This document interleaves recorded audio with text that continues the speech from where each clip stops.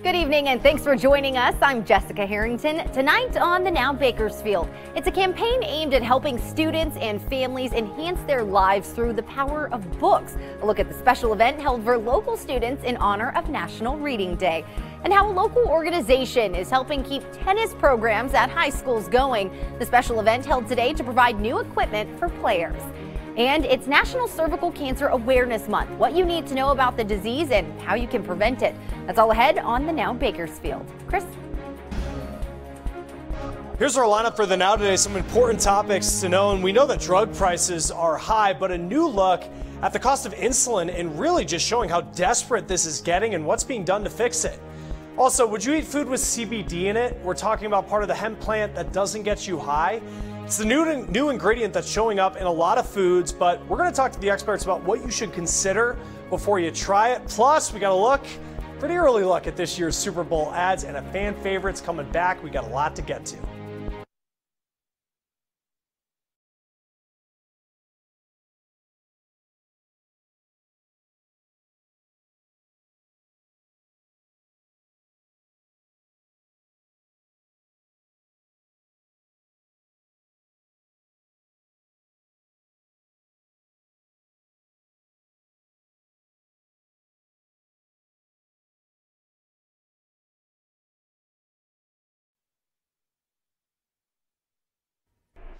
Good evening. We begin the Now tonight with breaking news, an update to the story we've been following today. Police investigating after a body was found in the backyard of a home in Southwest Bakersfield. The Now's Josh Sanders joins us live tonight from Southwest Bakersfield. And Josh, we know that there are new developments just into the newsroom.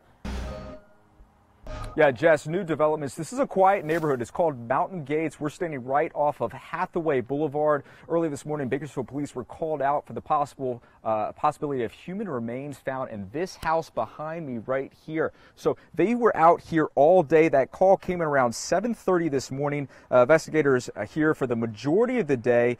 You can see at some point they were grabbing shovels and taking that into the backyard. Police then could be seen loading up the possible remains into a coroner's van around 5 o'clock this afternoon. Now, so far, officials say there's no arrests that have been made and no suspects have been named at this time. But we are learning that the body that was found behind this house was actually the body of a man. So this story is continuing to develop as we get information that comes into our newsroom. We will update our website, and we'll also look for a complete recap at our 11 o'clock show tonight. It's also worth noting that the Bakersfield 3 were contacted by several people. They released a statement saying they don't know if there's any connection to their cases with this case, but that's something we will also continue to monitor. Jess? All right, Josh, thanks. Well, today is National Reading Day, and you might remember a few months ago we told you about our If You Give a Child a Book campaign. We said we're raising money to donate books to local kids, and today that came full circle. Tonight, the Now's Leah Pizzetti shows us where exactly that money and all those books are going. Take a look at the library here at McKinley Elementary. I'm surrounded by books right now, but the school tells me when some of the kids go home, it's a different story. So we stepped in to change that. When it was time for the party to begin, nobody was there. Reading a Clifford book to children at McKinley Elementary is a simple act of kindness. Clifford would like whatever they got for him. Giving each of those children their own copy of that book takes a lot more effort. 23ABC ran the campaign If You Give a Child a Book last summer, and Wednesday we got to see exactly what happens when you give a child a book. More than 400 patient kids listening to a story at McKinley Elementary got a big surprise. A special guest. I like Clifford like a lot. He's very cute and he's like a dog, but he's big.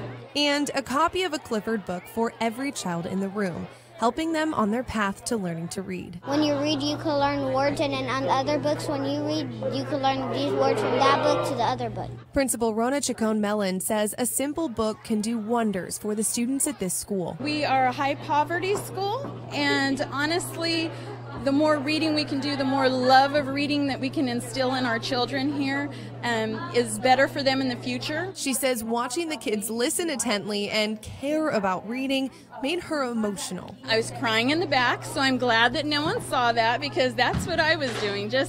it just warms my heart that the kids were so excited, that they were blessed enough to have you come, and they feel so special, because they're very special kids here at McKinley. They're a wonderful group of kids, and they deserve every bit of it. It's all possible because 23 ABC employees donated portions of our paychecks, and the Scripps Howard Foundation matched that. With the help of community donations, we raised more than $10,000 to give to the Kern Literacy Council, who used a chunk of that to buy these books for these kids. I think it's really important to see the joy that comes from everyone here, and their joy of reading helps our kids to see their future. This is the third year 23 ABC has participated in the If You Give a Child a Book campaign. It's the first year we've accepted community donations. What's special is today we were able to give out hundreds of books, but the Kern Literacy Council still has money for thousands more, which they will distribute through the next year. In Bakersfield, Leah Pizzetti, 23 ABC. Meanwhile, local high schools also receiving a big gift today for their tennis programs. This afternoon, the Bakersfield Racket Club and the Kern Community Tennis Association helped give tennis rackets, practice balls, and an assortment of gear to 20 local high schools. It's the second distribution this year. Last summer, the Tennis Association launched a What's in Your Closet campaign to secure high-quality rackets that could be refurbished and given to the high school programs with the greatest need. One local tennis coach excited for his players to get the equipment today. We've been playing with rackets we buy in bulk. They're PE rackets. They're like hitting with a trampoline. So it's night and day for us. It's unbelievable. It really is. I only have 2 or 3 kids that actually buy a quality racket. Wow. Well, since the program began, the Tennis Association has collected more than 200 high-quality rackets, along with some 2,000 practice balls. Chris? We start this news feed with 2018 officially being the second worst year for measles in the U.S. since 2000. That year, the deadly disease was considered eliminated here, according to the CDC, and it is so contagious, 90% of unvaccinated people who come in contact with measles will get it. The percentage of Americans without health insurance hit a 4-year high at the end of last year. A new Gallup poll out today says it is the highest number since the Affordable Care Act in 2014, and Gallup is pointing to cuts to Obamacare funding as a possible reason. Well, if you didn't post your gender reveal on social media, are you even having a baby anymore? With the way things are going these days. Now a catering company trying to get in on that action. Villa Italian Kitchen says it has the first gender reveal lasagna. Yeah, you order the dish and inside the pasta, it's either blue or pink. I miss her. Again, she had a whole life ahead of her, 22 years old, because she could not afford her insulin.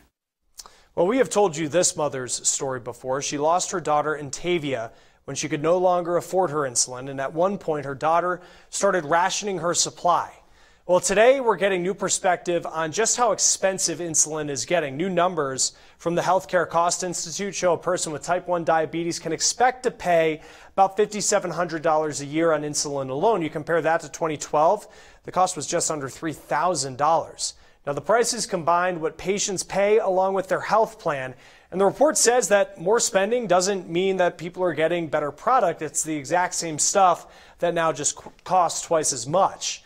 Lawmakers are trying to lower prescription costs. This month, they sent letters to 12 drug companies to ask about price hikes. Democrats have also introduced bills to lower drug prices. And for the most part, it's type 1 diabetes patients who rely on insulin, but type 2 patients also use it as their disease becomes worse. Well, let's check back in with our lineup here. And here's a question for you. Would you eat food with CBD in it? That's the new ingredient that's showing up in more food. What you need to consider before trying this stuff.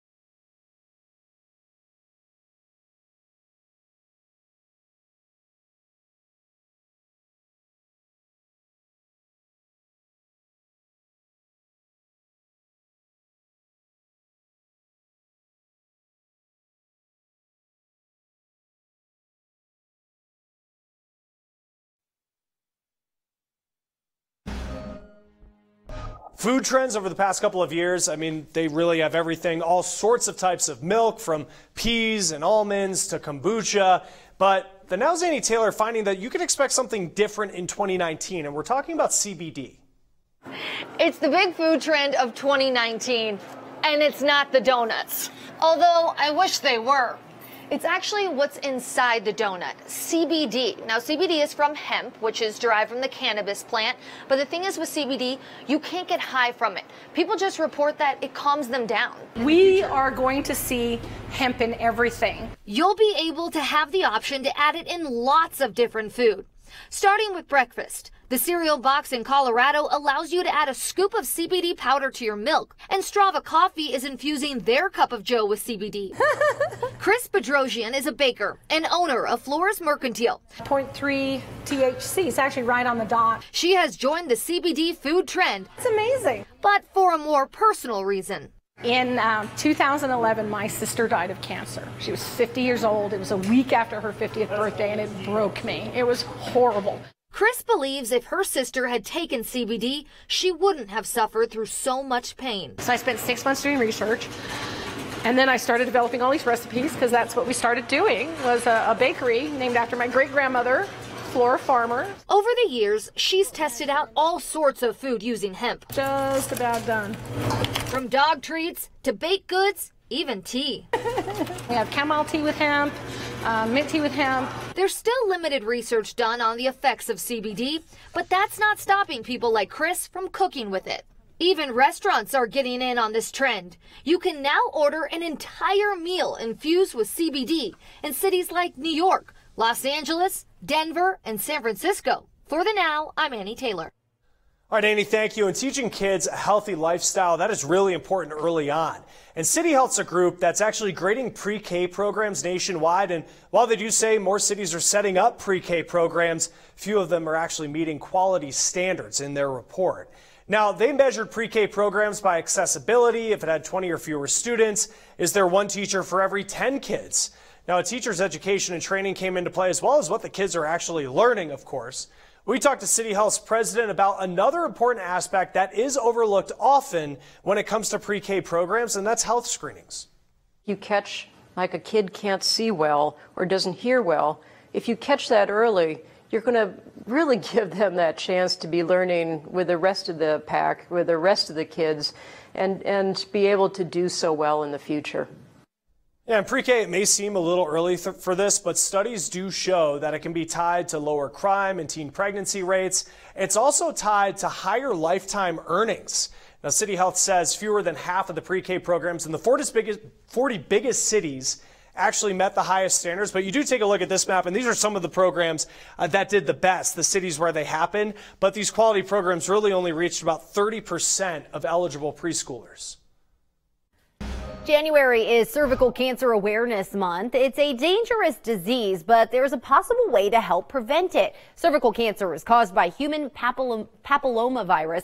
HPV is so common that 80% of people will get it at some point in their lives. While most infections go away on their own, infections that don't are responsible for more than 10,000 cases of cervical cancer every year in the United States. In men, the same virus can cause cancers in other areas of the body. Fortunately, we can prevent cervical cancer with the HPV vaccine. The Centers for Disease Control and Prevention recommends all girls and boys receive 2 doses of the HPV vaccine at 11 or 12 years old. This vaccine has decreased infections in teenage girls by 71% since it was first introduced. Happening next month, Bakersfield city officials and the Downtown Business Association are coming together to give details on the new projects happening during the annual State of Downtown Breakfast. This year's breakfast will also celebrate the 65th anniversary of the Downtown Business Association. The event will be held from 7:30 in the morning till 9 in the morning on Thursday, February 14th at the Bakersfield Marriott Hotel on Truxton. The cost for attending the breakfast is $75 for association members and $80 for non-members. You can order your tickets by calling the DBA office at 325-5892.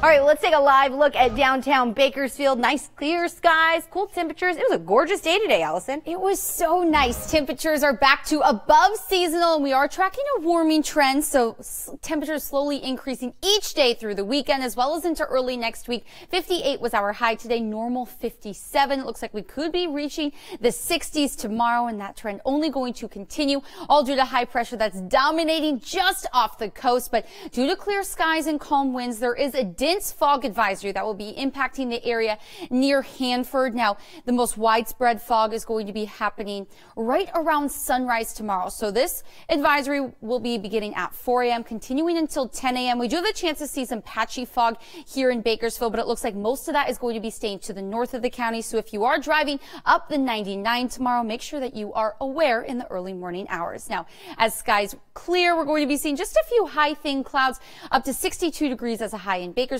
tomorrow, 61 in Isabella, and 55 in Tehachapi. Unfortunately, as temperatures increase, so does that number on our air quality index. We'll be at an AQI of 62 tomorrow in that moderate range. But it looks like the warmest days of the week are going to be on Saturday and Sunday with the high of 69 degrees, hovering right around that 70-degree mark. Looks like we could be reaching 70 degrees as early as February 1st, which would be next Friday. But that is also a day that we could be seeing a chance for some rain, but it's going to be a very warm weekend. And now Bakersfield will be right back.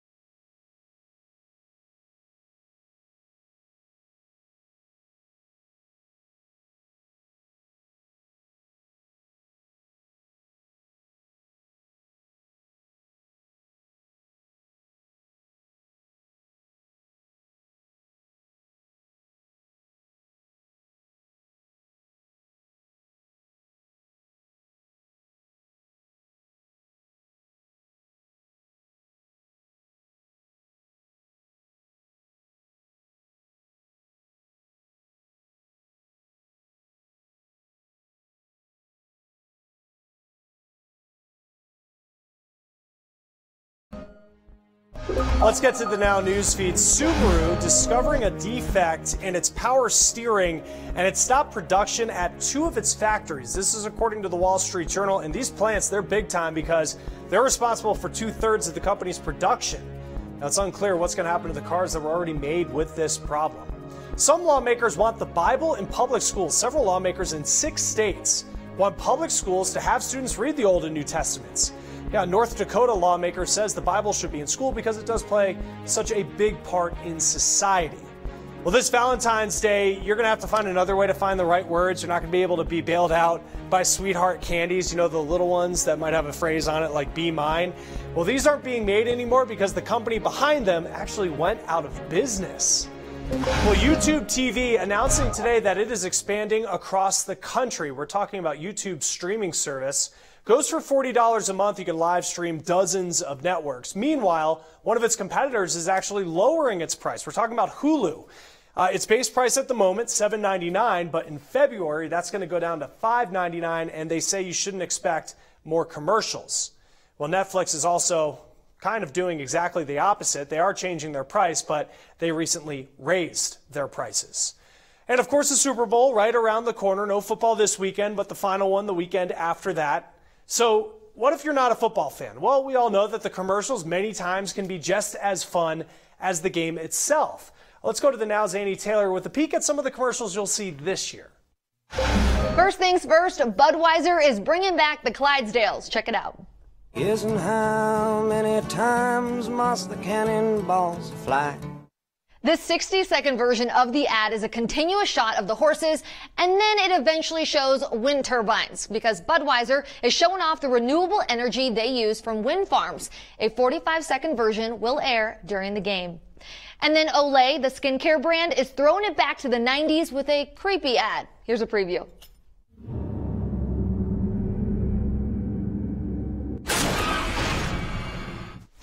Yeah, that's a nod to the movies I Know What You Did Last Summer and Scream 2, which Sarah Michelle Gellar starred in back in the day. And this is just a strange teaser. It's just little John pouring Pepsi into a cup. So there you go. But then also, I should let you know, Kia has a commercial, but they're actually one of the only companies out there that aren't using celebrities in their ads. It's so interesting to see which direction companies go, because some are really funny, some are more serious and try to draw emotion, but it's all about making buzz on a big day. Do you know, 30-second commercial costs about $5 million. You better spend it well. Jeez. All right, Annie, thank you. Yeah, next in our lineup, you're going to meet a couple whose business is about more than just making backpacks. They're also feeding the hungry with them, the impact they are making across the country.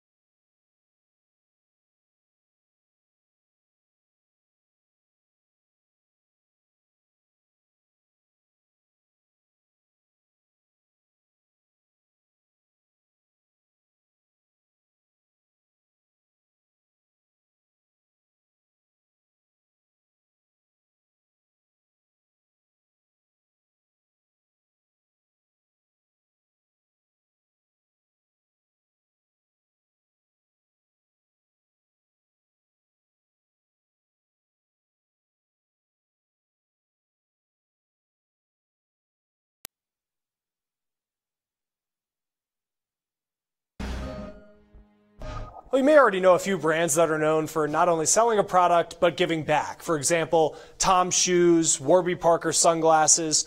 Well, the Now's Chris Welch has a couple who's trying to do their part to end hunger one backpack at a time.